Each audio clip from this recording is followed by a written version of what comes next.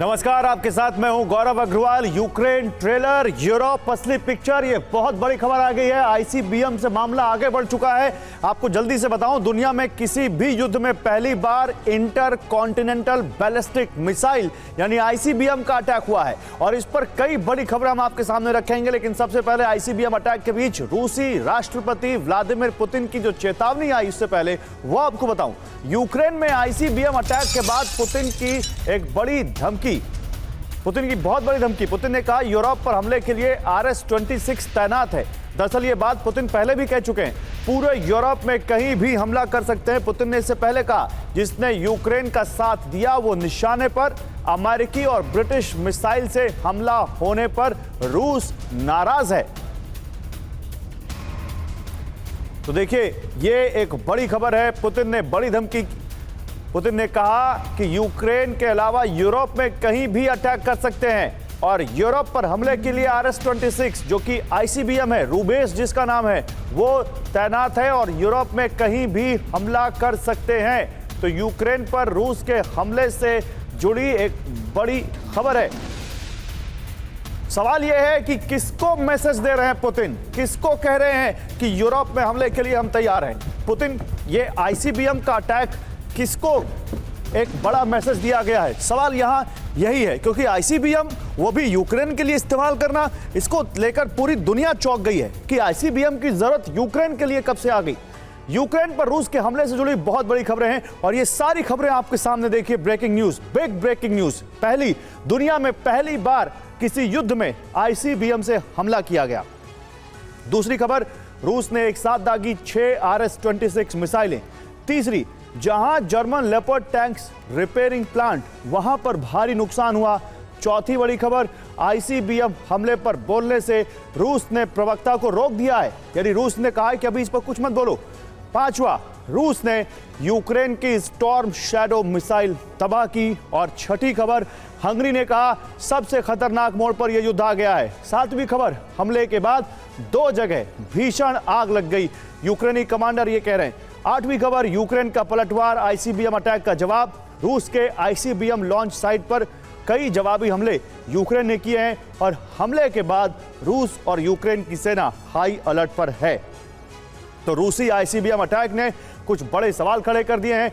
सबसे पहले तो यही कि आखिर ये आईसीबीएम अटैक किया क्यों गया, क्या वही इसका रीजन था, अटैक एमएस मिसाइल का जवाब, या कुछ और? इस पर बात करने के लिए मेजर जनरल अश्विनी श्रीवाच एज डिफेंस एक्सपर्ट हमें ज्वाइन कर चुके हैं। स्वागत है सर। एवीएम PK श्रीवास्तव आज डिफेंस एक्सपर्ट हमें ज्वाइन कर रहे हैं। सर, आपका भी बहुत स्वागत होगा। Professor Amitabh Singh foreign expert के तौर पर हमें ज्वाइन कर रहे हैं। अमिताभ जी, बहुत स्वागत है। और दीपक वोरा सर, पूर्व राजदूत आपको दिख रहे हैं, हमेशा की तरह एकदम डैशिंग, स्मार्ट, एकदम एक्टिव। सर, आपका भी बहुत स्वागत है। सबसे पहले दीपक सर, आप ही से सवाल लेता हूं। वैसे तो मिलिट्री एक्सपर्ट हमारे साथ हैं कुछ यहां पर, लेकिन एज अ जियोपॉलिटिक्स एक्सपर्ट आपको क्या लगता है, ये अटैक क्या कहता है?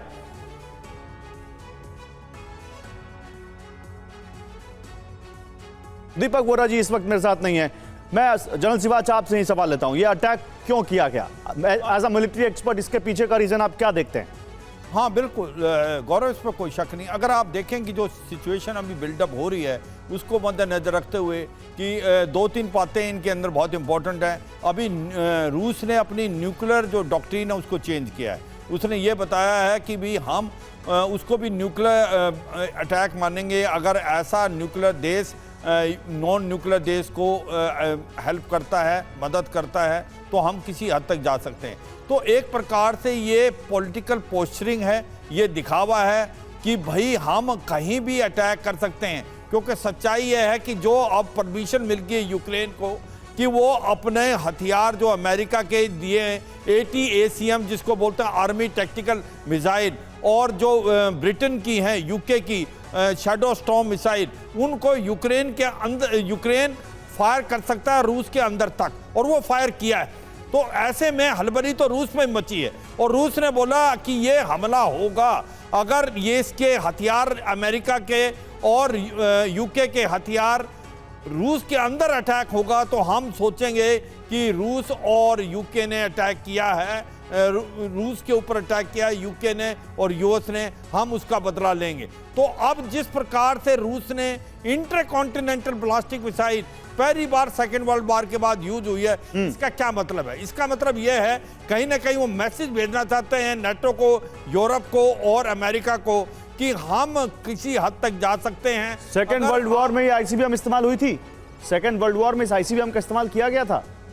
देखो ये सच्चाई है कि जो इंटर कॉन्टिनेंटल बैलिस्टिक मिसाइल अभी कुछ फिलहाल में कहीं इस्तेमाल नहीं हुई, क्योंकि इसका मेन मकसद है न्यूक्लियर हथियार ले जाना। एक्चुअली न्यूक्लियर हथियार जो और बिना न्यूक्लियर हथियार के, बिना न्यूक्लियर वॉरहेड के, क्योंकि मिसाइल एक्सपर्ट के तौर पर हमारे साथ एवीएम पीके श्रीवास्तव भी हैं, उनसे ही बात करेंगे। बिना न्यूक्लियर वॉरहेड के ऐसी किसी मिसाइल का इस्तेमाल एक ऐसे देश पे करना जिसकी दूरी करीब 700 किलोमीटर हो और इंटरकॉन्टिनेंटल बैलिस्टिक मिसाइल शुरू ही होती है 5,500 किलोमीटर की रेंज से, ये क्या कहता है? एवीएम पीके श्रीवास्तव मैं आपके पास आ रहा हूं, उससे पहले मैं एक बड़ी खबर दिखाता हूं। रूस के आईसीबीएम हमले का सबसे नया वीडियो सामने आया है।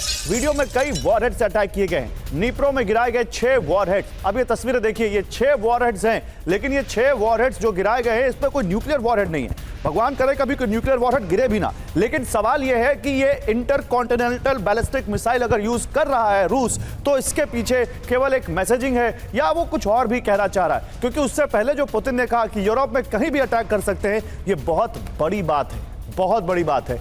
अब वो तो आईसीबीएम से तो फिर पूरी दुनिया में कहीं भी कर सकते हैं, उनके पास जो यार्ड्स है वो तो पूरी दुनिया में कहीं भी वो अटैक कर सकते हैं। 18,000 किलोमीटर तक की रेंज जिसकी बताई जाती है। लेकिन फिर भी